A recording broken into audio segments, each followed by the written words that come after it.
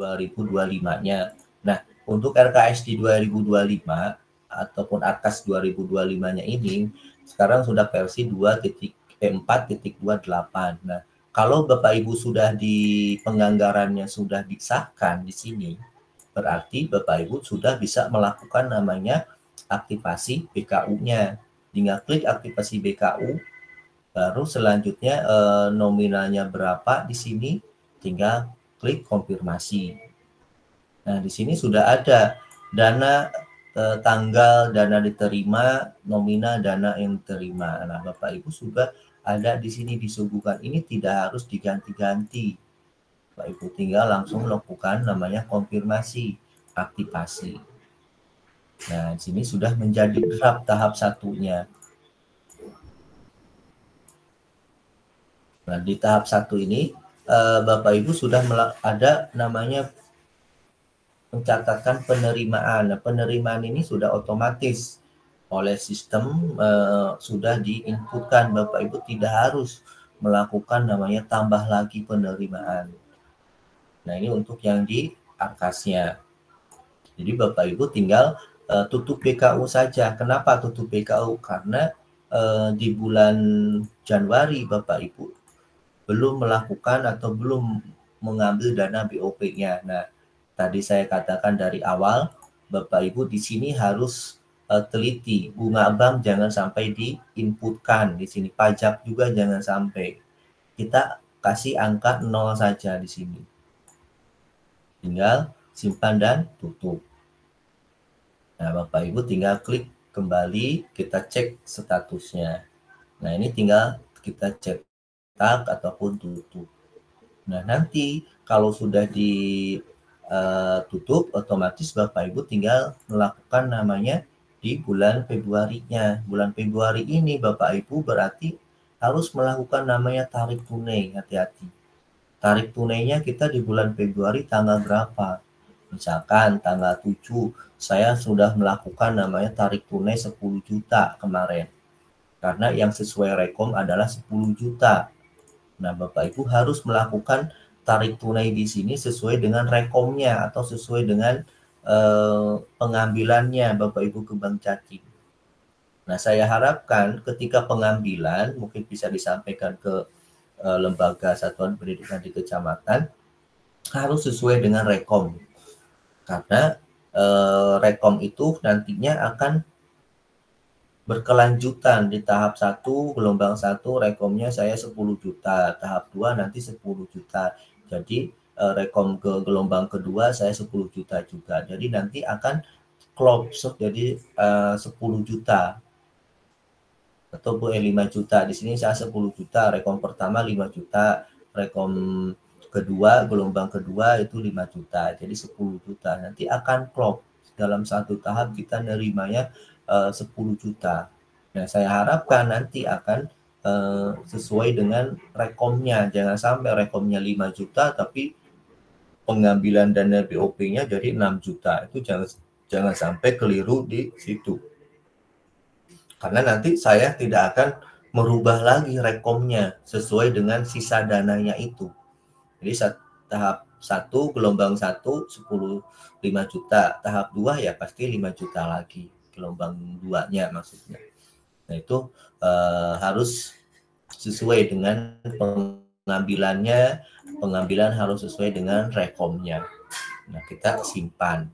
Nah, di sini kalau Bapak Ibu sudah melakukan tarik tunai, berarti Bapak Ibu tinggal tambah belanjanya di sini. Tambah pembelanjaan di sini. Nah, jangan sampai pembelanjaan ini jangan sampai Bapak Ibu kliknya tanggalnya tanggal 5 di sini. Pasti di sini akan 0. Hati-hati.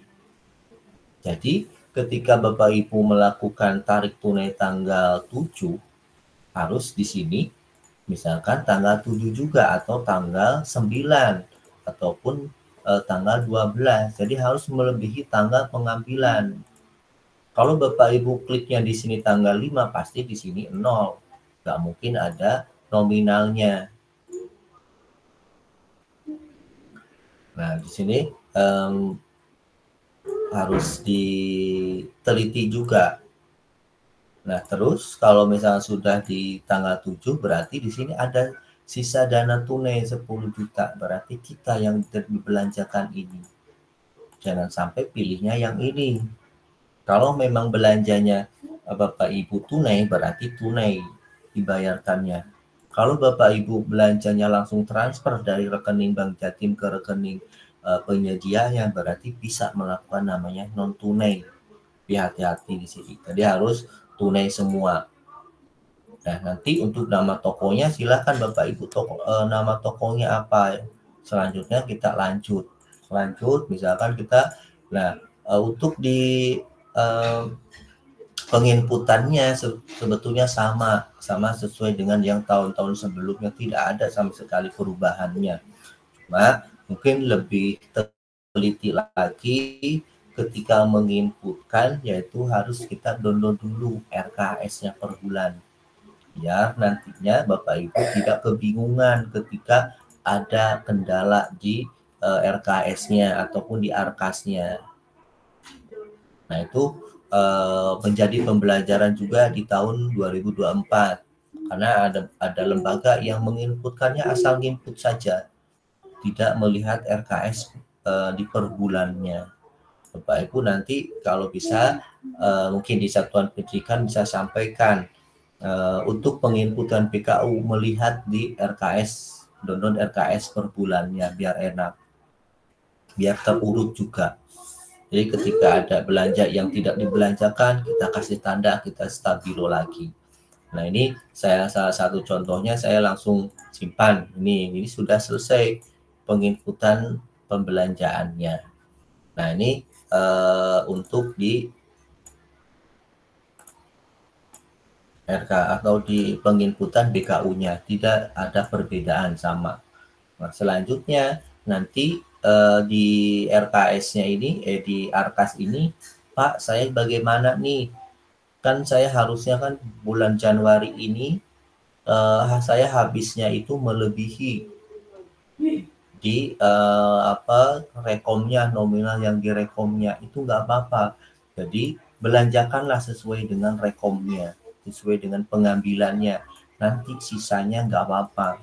Misalkan saya contoh lagi, di lembaga ini ternyata 10 juta ini cuma dapat membiayai 2 bulan saja, bulan Januari dan Februari.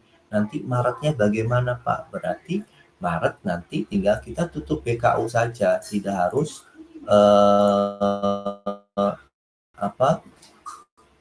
tidak harus bingung untuk pengambilan lagi dana BOP-nya. Jadi belanjakanlah dulu sesuai dengan nominal yang ada di rekomnya. Nanti untuk sisa dananya kan nanti bisa dibelanjakan di bulan berikutnya. Itu seperti itu. Nah, untuk hapus BKU misalkan saya sekarang sudah tutup BKU, terus nanti Mas saya mau hapus BKU, silahkan mulai sekarang, monggo. Kalau mau ada kesalahan saya tutup ya BKU salah ataupun yang lainnya, nanti bisa. Nah, ini untuk RKS atau Arkasnya yang tahun anggaran 2025-nya tidak ada sama sekali perubahannya, kecuali untuk pelaporannya. Nanti kalau sudah tutup PKU, misalkan saya bulan Februari ini saya tutup PKU, saya mau cetak, itu bisa.